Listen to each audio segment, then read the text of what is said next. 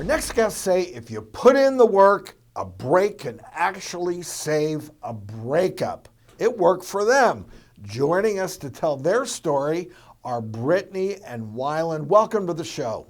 Hi, thanks for having us. Hi guys. Brittany and Wyland, your relationship cycling has made you viral celebrities with 2 million following your love saga. So catch us up. You married relatively young, correct? Yeah, so we were 19 when we met and started dating, got married at 22. So we had our first daughter at 23, and up until we were about 27, we got pregnant with twins. Shortly after they were born, we also went through, he lost his mom. Yeah, my mom passed away. So it was just a lot of things that kind of got thrown at us. I mean, we're so thankful to have twins, but it was a lot. And then on top of that, not really properly grieving my mom, the loss of my mom. So, And then we were thrown in from having one kid to 3 kids, and it was a lot. We didn't have a lot of help, and I started drinking to try to deal with that stress. And I guess alcohol had been a problem for the both of you early on, correct? Yes. In fact, I mean, that's where you met, correct? Yeah, so we actually met in a sober living house, like fresh out of rehab, what you're not supposed to do. Of course we did. As the resident psychiatrist on the panel, no, you're Yes. not supposed to do that.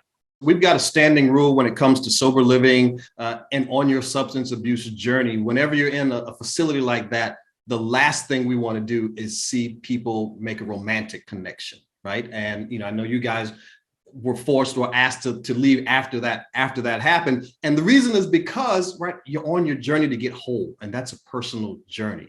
And so once those journeys start to intersect and start to intertwine, it takes you away from getting that skill set, those sober living skills that you're going to need on your own because you're doing it with somebody else. And the other thing that happens there is, couples that have a substance use issue, and particularly an alcohol use issues, also have a very strong codependent tendency, right? I'm going to take responsibility for your stuff. You're going to take responsibility for mine because, oh, by the way, it helps me not pay attention to mine. And so it can be a recipe for disaster.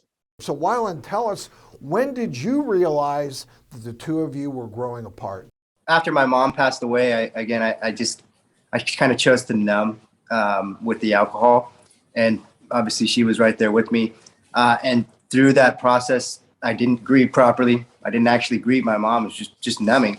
But through that process, I also just became complacent in the marriage. I stopped caring. I just gave up mentally and emotionally. And Wyland and Brittany, at this point, were the two of you slowly falling out of love? Yeah, we definitely were. We had been together for like 10 years at that point, and we totally lost ourselves within our marriage, within parenthood. And I loved him, but I didn't like him anymore, if that makes sense. No, I get it.